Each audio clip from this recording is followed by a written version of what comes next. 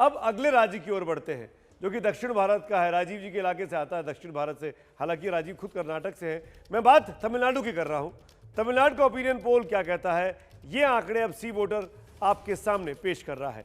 कुल सीटें हैं तमिलनाडु में 234। पहले हम वोट परसेंटेज आपके सामने रख रहे हैं। बीजेपी गठबंधन को आप देख सकते हैं, बीजेपी गठबंधन को 29%, कांग्रेस गठबंधन को 41%, अन्य के खाते को 30। अब आप समझ सकते हैं कि बीजेपी 29 है, मतलब बीजेपी और AIADMK का गठबंधन है वहां पर, जो अभी रूलिंग पार्टी है, 29% पे है। कांग्रेस DMK के साथ है जो अभी अपोजिशन में है, वो 41% पे है। अब इसी के साथ साथ मैं आपको तमिलनाडु में किसको कितनी सीटें मिल रही हैं वो भी दिखा देता हूं। बीजेपी गठबंधन यानी बीजेपी और AIADMK का जो गठबंधन है उसको 58 से 66 सीटें, कांग्रेस गठबंधन को 154 से 162 सीटें, यानी कांग्रेस और DMK, और अन्य के खाते में 8 से 20 सीटें। तो 154 और 162 का आंकड़ा साफ तौर पर दिखा रहा है कि वहां पर DMK कांग्रेस की सरकार बन सकती है।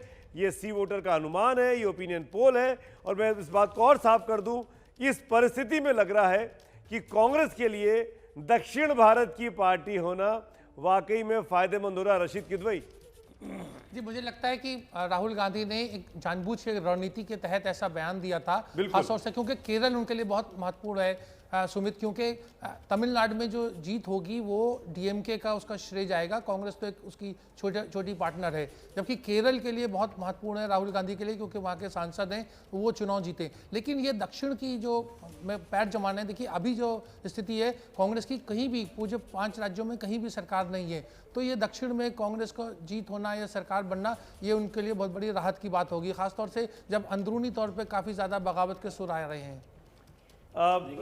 प्रदीप जी, राहुल गांधी ने जो बयान दिया, अगर वो किसी क्षेत्रीय पार्टी के नेता होते तो शायद वो माना जा सकता।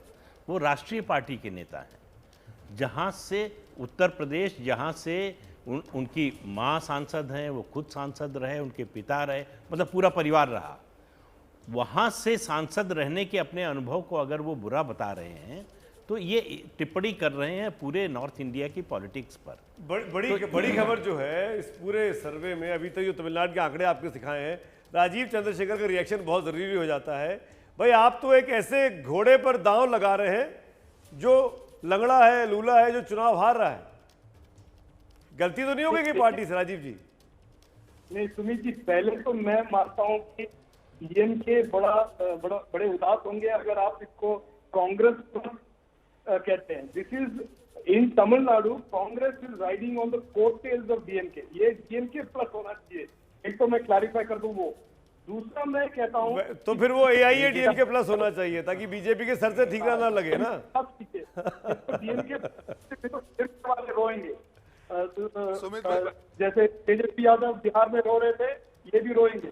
मैं दूसरा पॉइंट ये बताऊं कि यहाँ पे बीजेपी, तमिलनाडु में बीजेपी का vote share in the last election 3-4%।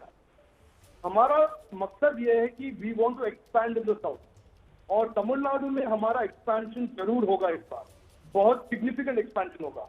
मैं ये नहीं मानता हूं कि जो आप AIADMK बीजेपी के अलायंस के नंबर दिखा रहे हैं, I feel, and of course आप सुन चुके हैं कि हम survey when it goes against us we say it is not good. मैं मानता हूं this survey is not capturing the upsurge and the expansion. ये बहुत अच्छी लाइन है, ये बहुत अच्छी लाइन है। रोहन, ये लाइन आप असम में बोलना भूल गए थे। ये लाइन आप असम में बोल सकते थे जब आप। कहूंगा कि हम एक्सपैंड करेंगे। नहीं, देखिए, हम जरूर एक्सपैंड करेंगे। मुझे कोई लाइन नहीं बोलनी, क्योंकि मेरा, हम लोग, सुमित भाई, मैं जवाब दे दूं। हमारे स्टैंड में कभी बीजेपी की तरह दोगलापन नहीं होता है। और यहाँ पे देखिए, एनडीए के लिए बीजेपी भस्मासुर साबित हुई है। जो लोगों ने भी बीजेपी का साथ करा, आप देखिए बिहार में भी क्या हाल कर दिया उन्होंने, अपने ही दूसरी बी टीम से LGP के द्वारा आज JDU का क्या हाल किया। आज यही हाल ये लोग AIADMK का कर रहे हैं। देखिए, तमिलनाडु में जिस प्रकार की बीजेपी की नफरत की राजनीति है उसको नहीं स्वीकारा जाएगा, और कहीं ना कहीं एआईडीएमके को फिनिश करने का जो कारसा है वही बीजेपी तमिलनाडु में करती दिख रही है, और इससे भी बुरे परिणाम बीजेपी और एआईडीएमके के लिए आएंगे, क्योंकि जो नफरत की राजनीति है उसको तमिलनाडु कभी स्वीकार नहीं करेगा। सुमित, ये जो आंकड़ा है, आपका नंबर कम ही होते जाएगा, आपका जो पोजीशन है साउथ इंडिया में घटते जा रहे हैं। अरे आप देखते जाइए, आपके साथ जो जुड़े हैं सब फिनिश कर दिए आपने, एनडीए बचा ही नहीं है। दिबांग बोलना चाह रहे, प्लीज रोहन एंड राजीव। मुझे लगता है कि सुमित, ये जो आंकड़ा है ये इसलिए इंटरेस्टिंग है क्योंकि अगर आप तमिलनाडु देखें तो ट्रेडिशनली वहाँ जो वोट परसेंटेज जाता है, करीब 80% वोट डीएमके एआईडीएमके को मिलता है। यहाँ पर देखें वो आंकड़ा 70% है। तो एक देखने वाली बात ये होगी कि क्या अंदावर जो गॉड हैं एक्टिंग के कमल हासन, उनकी पार्टी को कुछ मिल रहा है, या जो मुझे संशय है कि चिन्नम्मा शशिकला जो बाहर निकल कर आई हैं, हो सकता है उनकी तरफ वोट गया हो। इसमें जो बीजेपी से समझने वाली बात यह है कि बीजेपी नहीं चाह रही है कि एआईएडीएमके का किसी तरह का समझौता हो चिन्नम्मा के साथ। सब जगह वो चाह रहे हैं सारे लोग साथ आएं, पर वहां पर कुछ बीजेपी उनसे खिन्न है। एक ये बीजेपी की समझने वाली बात है। एक दूसरी बात जो ये है कि ये बड़े चुनाव हैं, जब जयललिता और करुणानिधि बड़े जो एक्टर्स थे वो नहीं हैं, उनके बाद अगर किसी की बड़ी भूमिका रही राज्य में तो वो स्टालिन की रही, और वो वहाँ पर इस बार दिखाई देंगे। बिल्कुल, और दिखता है भी, अगर ये आंकड़े सही बैठते हैं जो कि सी वोटर के बीते 3 बार के सर्वे तमिलनाडु के बिल्कुल सटीक बैठे हैं, और उसको देखकर बात समझा जा सकता है कि अगर ये आंकड़े सही बैठते हैं तो स्टालिन नए मुख्यमंत्री के तौर पर तमिलनाडु में दिखाई देंगे।